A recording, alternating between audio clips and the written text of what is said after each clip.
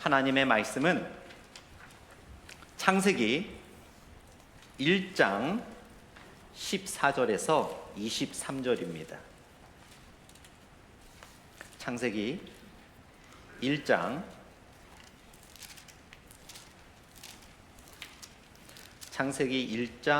14절에서 23절 말씀. 오늘은 이제 다섯째 날까지 하나님의 창조의 이야기를 나누고요. 드디어 다음 주에는 하나님께서 인간을 창조하신 이야기와 또 7일 날 안식한 이야기를 함께 같이 나누려고 합니다. 오늘 본문 창세기 1장 14절에서 23절 말씀, 제가 14절 읽고 여러분들이 15절 읽고 같이 23절까지 교독하도록 하겠습니다.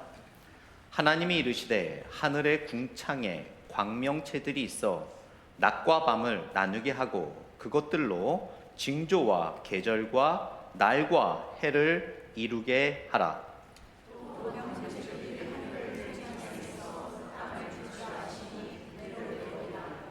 하나님이 두 큰 광명체를 만드사 큰 광명체로 낮을 주관하게 하시고 작은 광명체로 밤을 주관하게 하시며 또 별들을 만드시고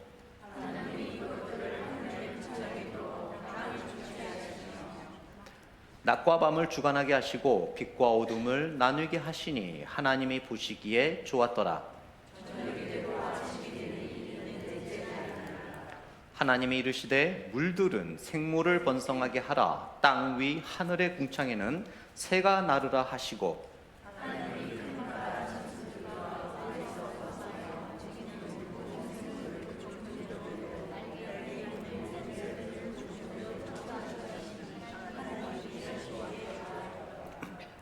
하나님이 그들에게 복을 주시며 이르시되 생육하고 번성하여 여러 바닷물에 충만하라. 새들도 땅에 번성하라 하시니라.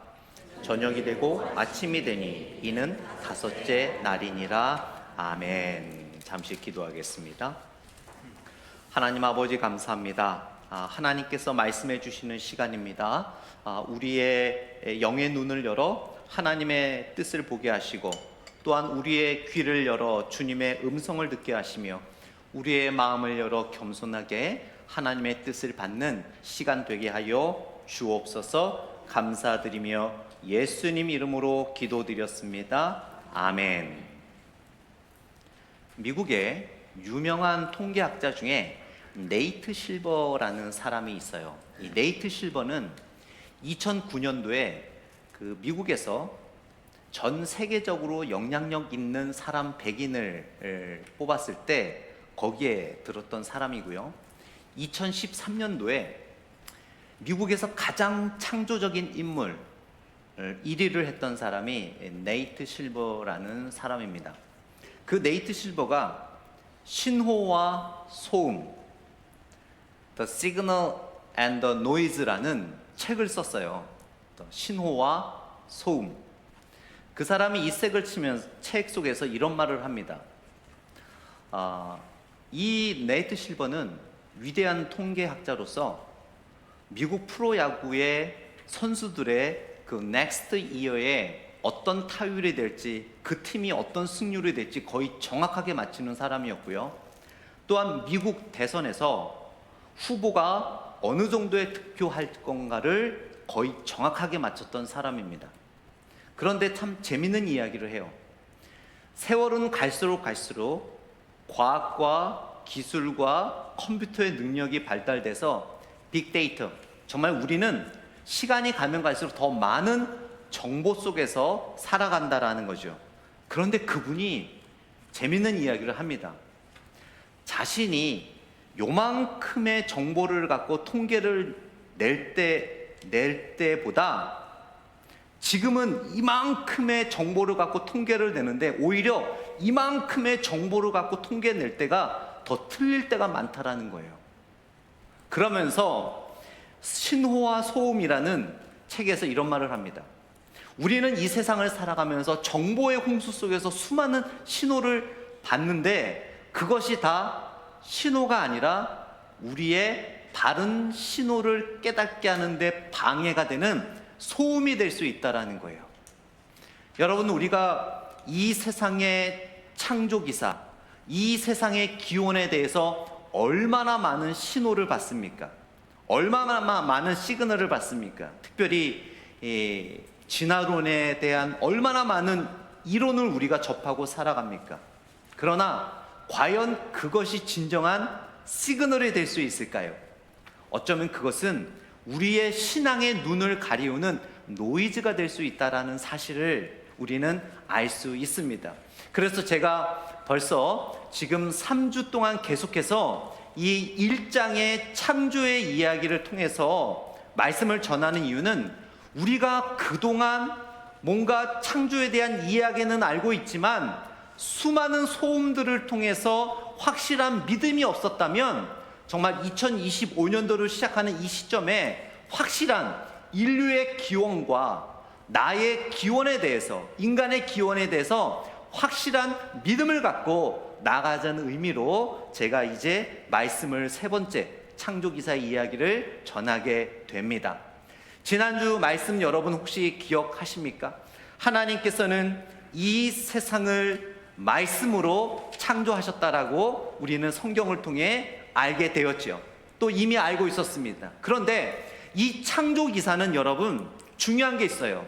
제가 늘 말씀드리지만 하나님의 말씀과 이 창조의 기사는 이해하려고 접근하면 안 돼요. 하나님의 창조의 기사는 믿음으로 접근을 해야 된다라는 거예요. 그래서 히브리서 기자는 11장 3절에 이런 말씀을 합니다. 믿음으로 모든 세계가 하나님의 말씀으로 지어진 줄을 우리가 아나니라고 이야기를 해요. 믿음으로 모든 세계가 하나님의 말씀으로 지어진 줄 아나니. 성경은 우리를 이해시키는 텍스트북이 아니라고 말씀을 드렸죠. 성경은 믿음으로 다가가야 되는 하나님의 말씀의 선포라는 것을 말씀을 드렸습니다. 결국 창조는 결국 우리의 믿음으로 접근을 해야지 우리의 얕은 과학적 지식으로 접근해서는 안 된다는 것을 알 수 있습니다. 하나님께서 말씀으로 창조하셨다라는 것은 바로 말씀의 능력을 우리들에게 가르쳐 주시는 거죠. 여러분, 성경이 있으신 분들은 요한복음 1장을 한번 펴봐 주시겠습니까? 스크린에는 안 나올 수 있어요. 요한복음 1장 1절입니다. 요한복음 1장 1절 말씀.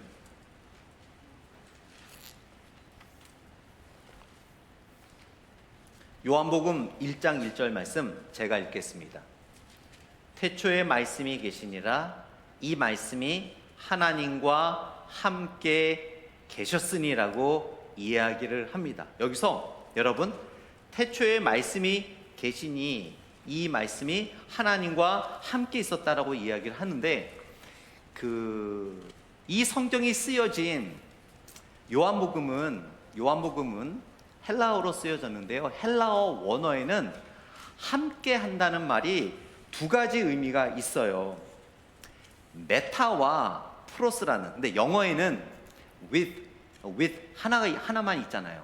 그런데 이 헬라어에는 메타라는 단어와 프로스라는 단어가 있어요. 그런데 여기서 말씀이 하나님과 함께 했다, 태초에 말씀이 하나님과 함께 했다라는 말에 이 함께라는 말은 프로스라는 단어예요. 이 프로스라는 단어는 함께라는 의미보다는 누구누구를 위해서라는 의미가 더 커요. 즉, 태초에 하나님과 함께 계셨고, 하나님께서 천지를 창조하실 때 말씀하셨던 그 말씀의 존재는 바로 누구를 위해 존재하는 겁니까? 하나님을 위해 존재하는 거예요. 따라서 하나님께서 말씀으로 이 세상을 창조했다라는 것은 궁극적으로 누구를 위해 이 세상을 창조하신 겁니까? 하나님을 위해서 창조한 거예요. 그러므로 인해서 이 세상의 모든 피조물들은, 창조되어진 모든 세상 만물과 저와 여러분들은 하나님과 함께 살아가야 된다라는 그 의미는 바로 하나님을 위해서 우리는 살아야 된다라는 것을 성경은 우리들에게 가르쳐 주는 것입니다. 그래서 바빙크라는 신학자는 이런 말을 했어요.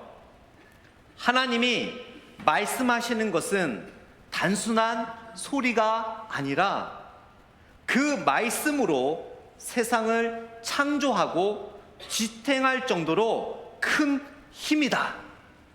하나님이 말씀하시면 그대로 된다. 여러분이 바빙크 하니까 잘 모르시는데 바빙크는 아주 유명한 신학자입니다. 이 바빙크는 하나님께서 천지 창조하실 때 이 말씀으로 그냥 말씀하신 것은 단순한 말씀이 아니라 바로 하나님의 힘이라는 거죠.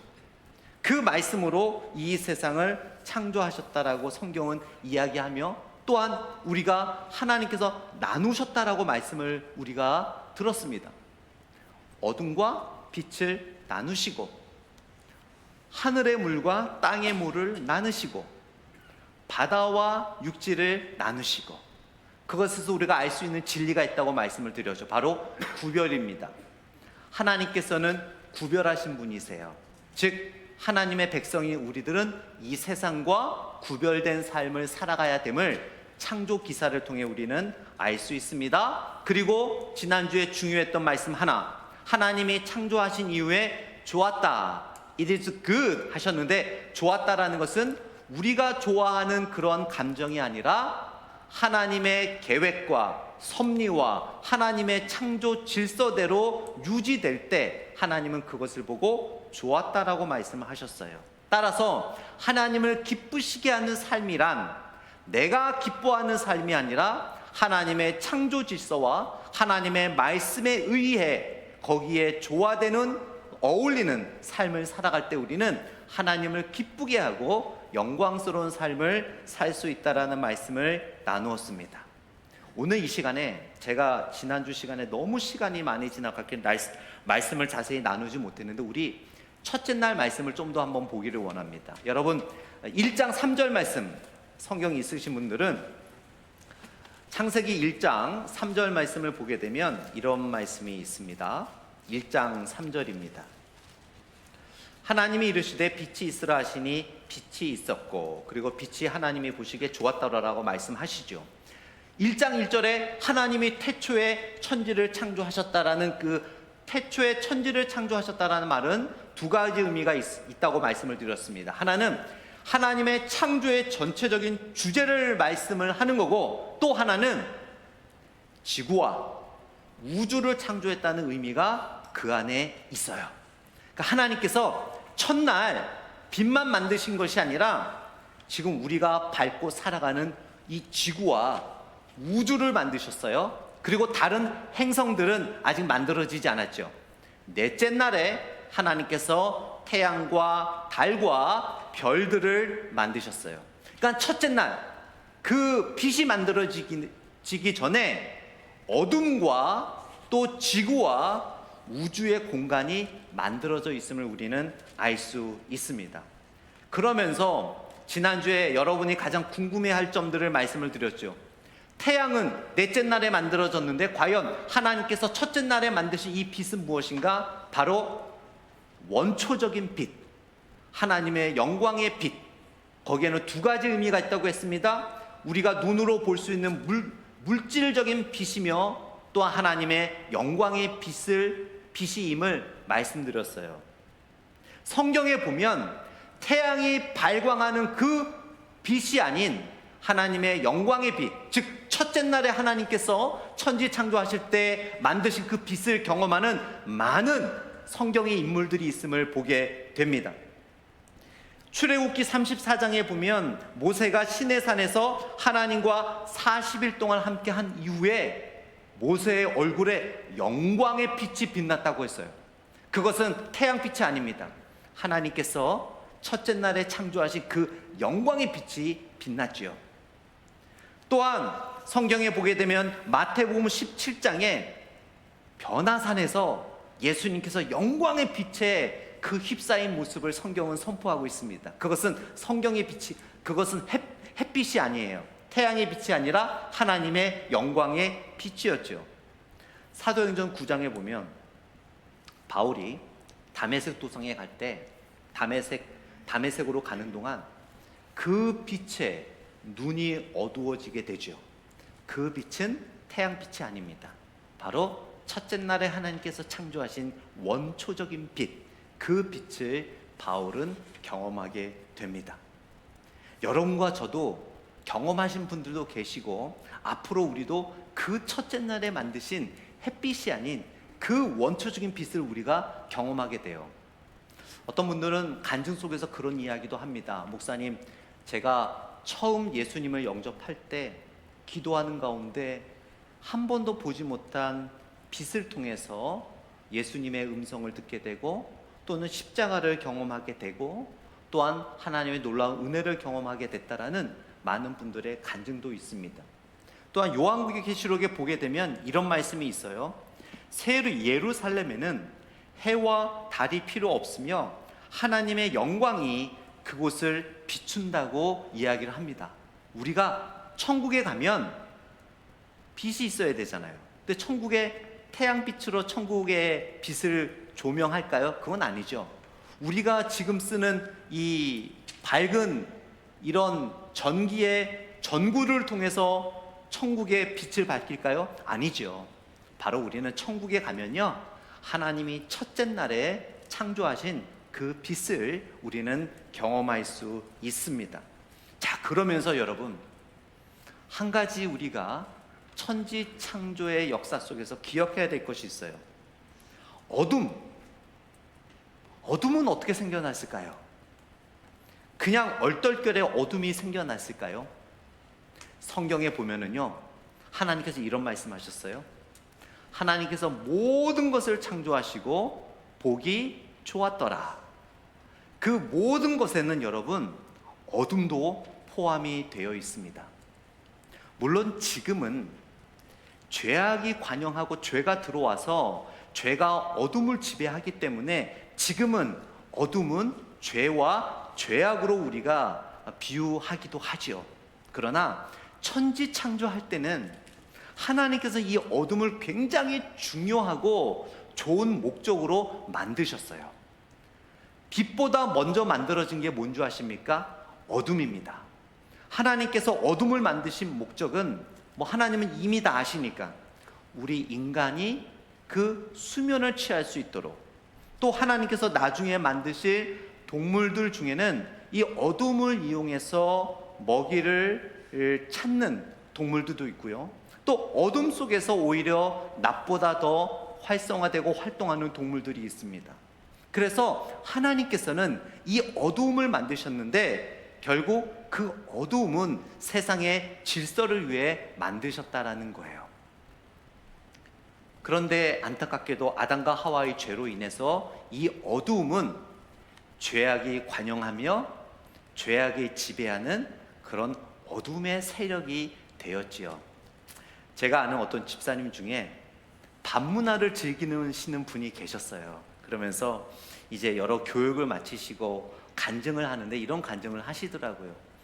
이제 그 교육을 마치신 분들 앞에서 사실은 제가 그분이 하시는 말씀이, 제가 아니라 그분이 하시는 말씀이, 사실은 제가 밤을 즐겼던 사람입니다. 밤에 나가면 그 다음날 아침에 들어왔는데 술과 쾌락과 여러 가지 속에서 밤문화를 즐기는 사람이었고 낮보다는 밤에 활동을 하는 사람이었습니다. 그러나 이제는 제가 예수님 가운데 빛 가운데 거하기 때문에 그 모든 밤문화를 버렸다라고 이야기를 해요. 여러분, 우리에게는 밤이 되게 중요합니다. 하나님은 우리에게 밤을 왜 주셨습니까? 쉬라고, 다음 날을 준비하라고. 물론 여러 가지 일 때문에 제 딸이 또 간호사인데 밤에 주로 근무를 해요. 그렇게 직장 때문에 밤에 근무하시는 분들 빼고 밤에 그 어두운 문화를 즐긴다면 여러분, 우리는 창조의 섭리에 어긋난다는 것을 우리는 기억해야 될 줄 믿습니다. 갑자기 여러분이 어느 순간에 낮보다는 밤에 뭔가 갑자기 활동하고 싶고 밤에 나가서 사람들을 만나보고 싶고 한다면 여러분, 믿음을 점검해 봐야 돼요. 내 마음이 과연 온전하게 하나님에게 서 있는지, 아니면 자꾸 어둠의 죄악으로 끌려가고 있는지 우리는 점검해 봐야 될 줄 믿습니다. 인간은 잠을 자고 재충전할 수 있도록 하나님께서는 밤이라는 그 복을 우리들에게 주신 거예요. 따라서 우리는 창조 섭리를 믿는다면 그 밤을 거룩하게 우리는 이용해야 될 줄 믿습니다. 자, 그러면서 둘째 날로 넘어가면은요, 둘째 날 그림을 좀 한번 보여주시겠습니까? 둘째 날에 하나님이 이르시되 6절에 물 가운데 궁창이 있어 물과 물로 나뉘라 라고 하셨죠. 그리고 저녁이 되고 아침이 되니 이는 둘째 날이라고 말씀을 하십니다. 그 다음 그림 하나 보여주시겠어요? 그 다음 그림. 네. 자, 지난주에도 말씀을 드렸지만 이제 둘째 날에 하나님께서 물과 물로 나누신다고 말씀하셨어요. 아직 이게 바다가 아닙니다. 다시 설명을 드리자면 지구는 이미 첫째 날에 존재하고 있죠. 그런데 하나님께서 둘째 날에 이 물을 하늘로 쭉 올리셔서 이 대기권 바깥으로, 지구 바깥으로 물을 둘러싸게 만드셨어요. 이것이 바로 둘째 날의 모습입니다. 이렇게 쭉 둘러싸므로 인해서 이 물이 지금도 있느냐? 지금은 없어요. 나중에 이제 우리가 노아의 홍수의 말씀을 나눌 때 노아의 홍수 이야기를 보면 하늘에 문이 열리고 거기서 물이 쏟아졌다고 합니다. 여러분 생각을 해보세요. 이 세상을 전부 다 덮을 정도, 에베레스트 산까지 덮을 정도의 물의 양이 구름이 여러분 공급할 수 있었겠습니까? 노아의 홍수 때? 구름이 갖고 있는 양으로는 안 돼요. 하나님께서는 노아의 홍수 때 성경 말씀처럼 지구 전체를 대기권 바깥에서 감싸고 있던 물을 하늘의 창문을 열고 쏟아 내어주신 거죠. 그래서 지금은 물이 없습니다. 그래서 노아의 홍수 전에는 인간의 수명이 900살, 800살, 700살까지 됐던 이유는 바로 지구 주위를 둘러싸고 있는 이 물에 의해서 태양에서부터 오는 나쁜 그런 자외선 같은 것들이 차단이 됐기 때문에 우리 인류는 900살, 800살, 700살까지 살 수 있었지만 이 물이 다 쏟아지고 난 이후, 노아의 홍수 이후에 인류의 수명은 100세대로 툭 떨어지게 되는 거죠. 이렇게 하나님께서 창조를 하셨고요. 셋째 날에 보게 되면 하나님께서 바다와, 그 다음 슬라이드 한번 보여주시겠습니까? 바다와 땅과 땅의 식물을 만드셨어요. 셋째 날에 하나님께서 이제 그 땅과 바다를 만드시고 땅에는 나무와 식물들과 화초와 꽃들이 자랄 수 있도록 해 주셨습니다. 고린도전서 15장 38절에서 39절에 이런 말씀이 있어요. 하나님이 그 뜻대로 그에게 형체를 주시되 각 종자에게 그 형체를 주시느니라. 육체는 다 같은 육체가 아니니 하나는 사람의 육체요, 하나는 짐승의 육체요, 하나는 새의 육체요, 하나는 물고기의 육체라. 이렇게 사도 바울은 고린도전서를 통해서 바울은 그 창세기 때 이야기를 하고 있는 거예요. 이렇게 하나님께서 바다와 땅을 나누시고 땅에 이쁜 나무들, 화초들, 또 나무들을 하시면서 진화론에서 이야기하는 하나의 개체가 있고 거기서 만들어진 것이 아니라 바울도 고린도서를 통해서 하나님께서 각양 종류대로 만드셨다라고 바울이 이야기하고 있습니다. 자, 그런데요, 그 앞에 그림 하나 한 번만 더 보여주시겠습니까? 자, 하나님께서 이렇게 하늘을 만드시고 또 물을 만드실 때 성경에 보면, 이사야서에 보면 이런 말씀이 있어요. 여러분, 하나님께서 하늘을 만드실 때 하늘을 펼치셨다라고 말씀하고 있어요. 이게 굉장히 중요한 진리입니다. 하나님께서 여러분 천지 창조를, 인간까지 며칠 동안 만드셨어요? 6일을 만드셨죠. 한번 이런 거 생각해 본 적 있으세요? 왜 하나님께서 6일이 필요하셨을까? 왜 6일 동안 만드셨을까?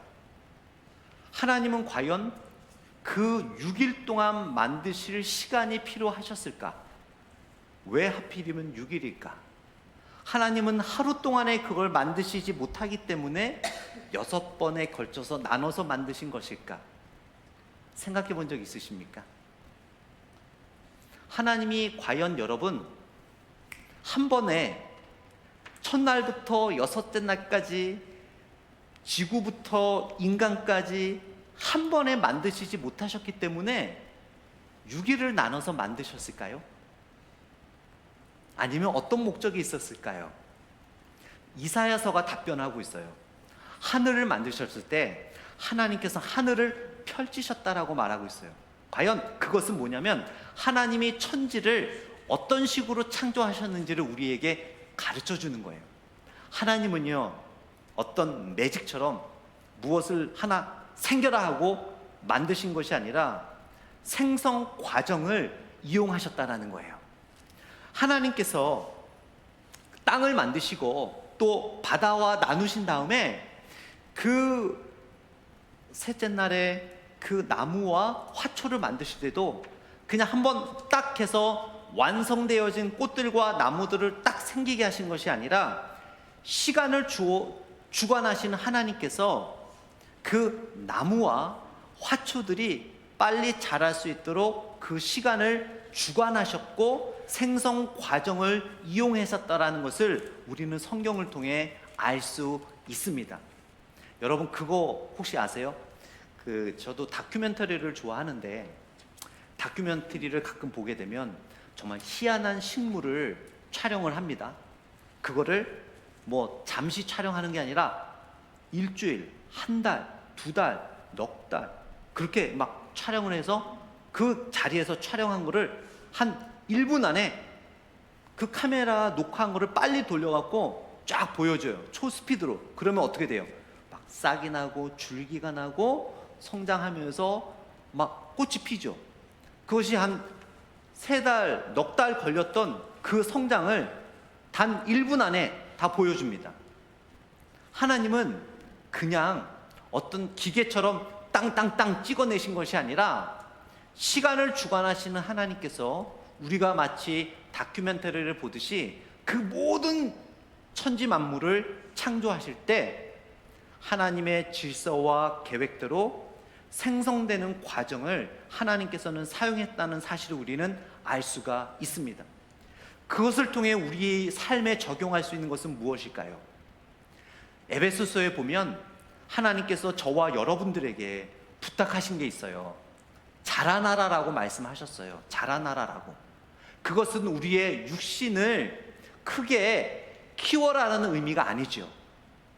하나님께서는 천지를 창조하실 때부터 우리의 영적인 모습을 보면서 하나님이 이 지구상의 모든 만물을 창조하실 때 그냥 기계로 찍어내듯이 만드신 것이 아니라 생성 과정을 그거를 보며 만드셨던 것처럼 우리가 단번에 완성된 신앙인으로 나타나는 것이 아니라 하나님은 우리 스스로 믿음의 삶을 삶으로 말미암아 창조의 원리인 믿음의 그 장성한 분량의 믿음까지 우리가 생성 과정을 거쳐 성장하기를 하나님께서는 원하신다라는 거예요.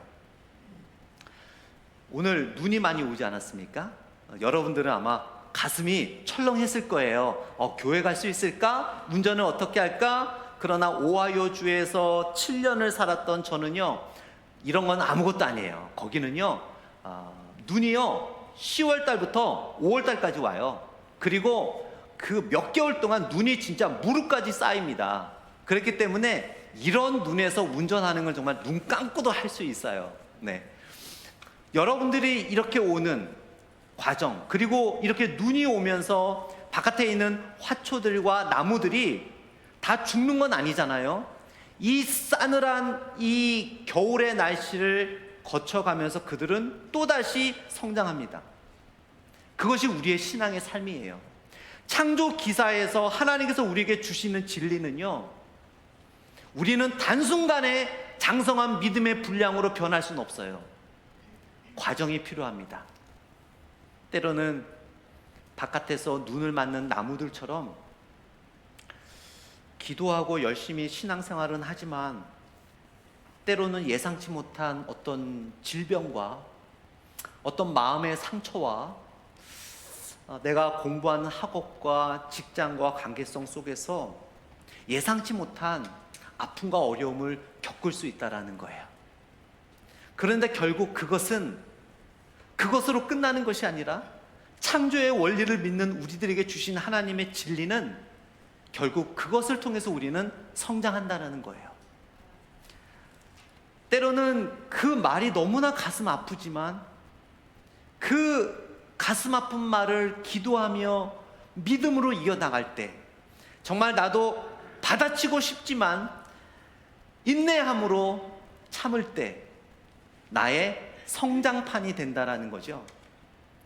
또한 정말 더 말씀 더 읽고 더 기도하고 더 찬양하고 더 신실하게 신앙생활 했는데 경제적인 어려움은 더 짙어지고 나의 미래 앞길은 더 안 보일 때 그것이 바로 우리의 성장판이 될 수 있다라는 거예요.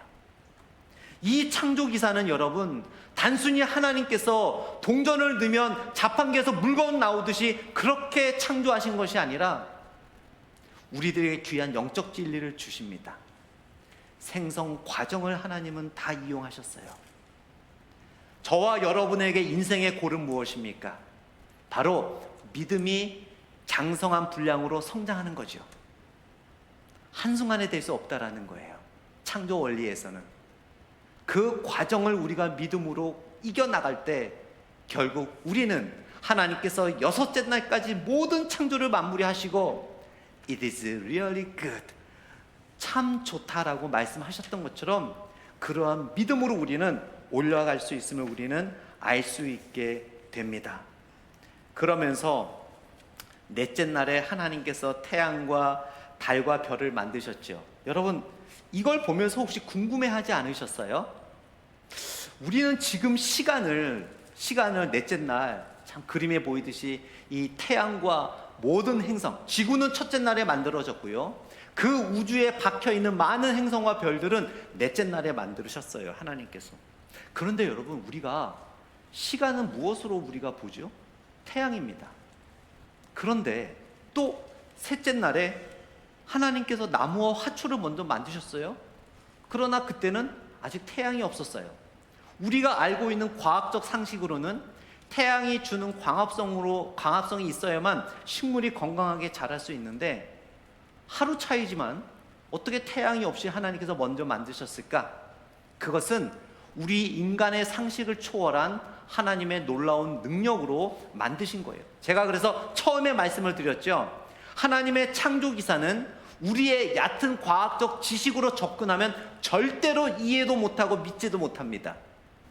하나님의 창조의 기사는 믿음으로 접근했을 때 이해가 되는 거예요.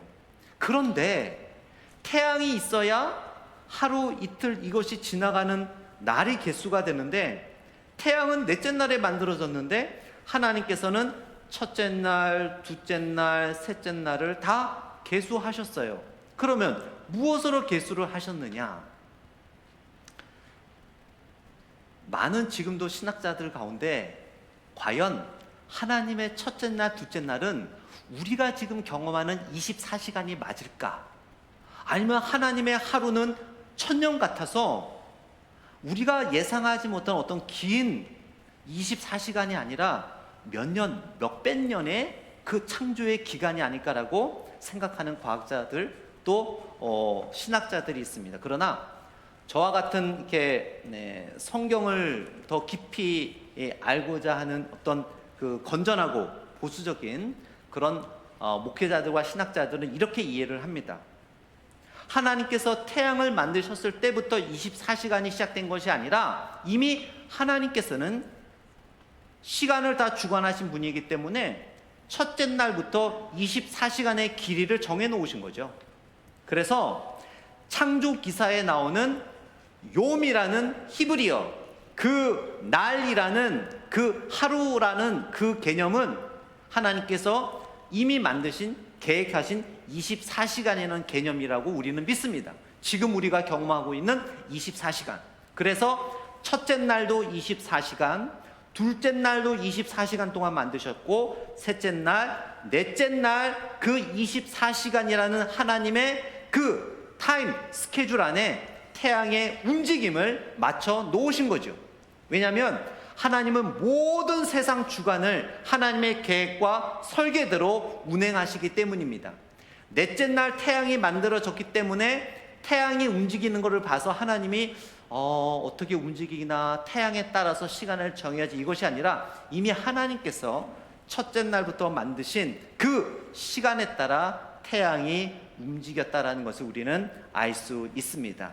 그러면서 다섯째 날에 하늘의 새와 다음 그림 한번 보여주시겠습니까? 또 바다의 물고기를 만들어 주셨죠. 하나님께서는 모든 것을 창조하셨는데 여러분, 우리가 지금은 공룡은 못 보지 않습니까? 그러나 건전한 많은 신학자들은 믿습니다. 하나님께서 공룡도 만드셨음을. 그래서 노아의 방주를 가게 되면 큰 공룡이 그 안에 어떻게 살았는지가 나와요. 그 나중에 이제 창세기를 제가 설교를 계속하면서 노아의 홍수 이야기를 할 때 말씀드리겠지만, 노아의 방주를 만들고 동물들이 들어가잖아요. 거기에 여러분 조그만 동물들만 들어간 게 아니에요. 그 목이 긴 아주 큰 그 초식 공룡 있지 않습니까?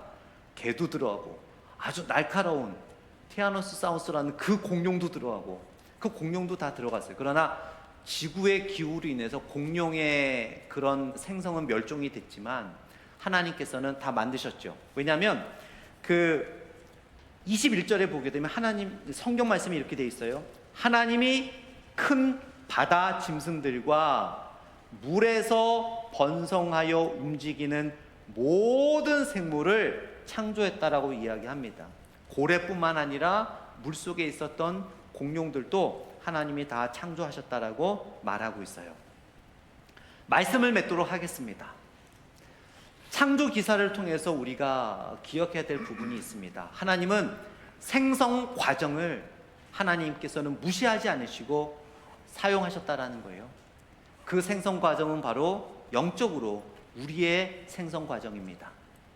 단번에 우리의 믿음이 성장하는 것이 아니라 하나님께서는 여러 가지 믿음의 성장판을 이용하여 우리의 믿음을 성장시킨다는 것. 또한 하나님께서는 하나님의 시간 프레임이 있다는 것을 우리는 알 수 있게 됩니다. 비록 내가 그것을 지금 원하지만 하나님의 시간은 좀 더 늦춰줄 수 있다는 거예요. 내가 지금 그것이 당장 필요하지만 하나님의 타임 프레임에는 그것이 좀 더 나중일 수 있다는 거예요. 내가 아직 이 병이 걸릴 나이가 아니지만 하나님의 놀라운, 우리가 예상할 수 없는 하나님의 그 타임 프레임은 내가 지금 그 병에 걸려야 될 수 있다라는 사실입니다. 그러한 하나님의 주권과 하나님의 계획을 우리가 인정하고 살아갈 때 우리가 평안하든 우리의 삶이 고달프든 우리는 감사와 기쁨의 기도를 드리게 될 줄 믿습니다. 우리를 창조하신 하나님, 거기에는 놀라운 약속이 있어요.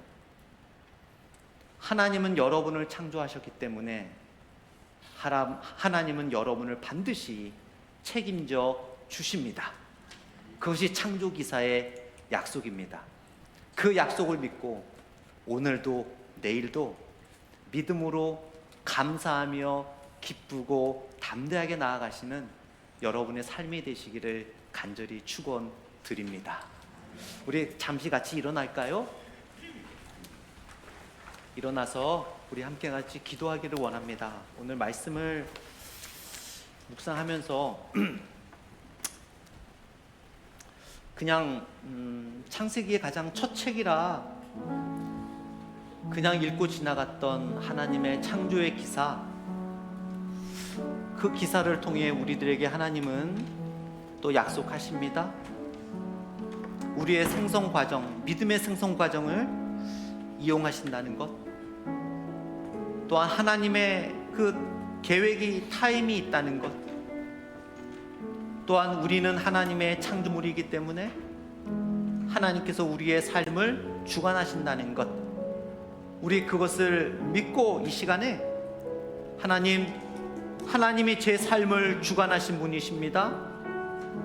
저의 계획과 저의 뜻이 아닌 하나님의 계획과 하나님의 뜻을 보게 하시고 그 계획과 뜻을 향하여 담대하게 인생의 한 발자국 한 발자국 걸어가게 하시고, 어떤 고난과 어떤 인생의 장벽이 있더라도 하나님을 신뢰하며 믿음으로 나아가게 하여 주옵소서. 우리 이런 기도 제목으로 말씀을 생각하며 함께 같이 기도하겠습니다. 하나님 아버지, 하나님께서 우리를 창조하시고 하나님께서 우리를 주관하시고 하나님께서 우리를 인도하여 주심을 믿습니다. 아버지 하나님, 연약했던 우리들이 하나님 앞에 좌절하고 믿음의 고백으로 나아가지 못했던 우리의 연약한 모습을 고백합니다.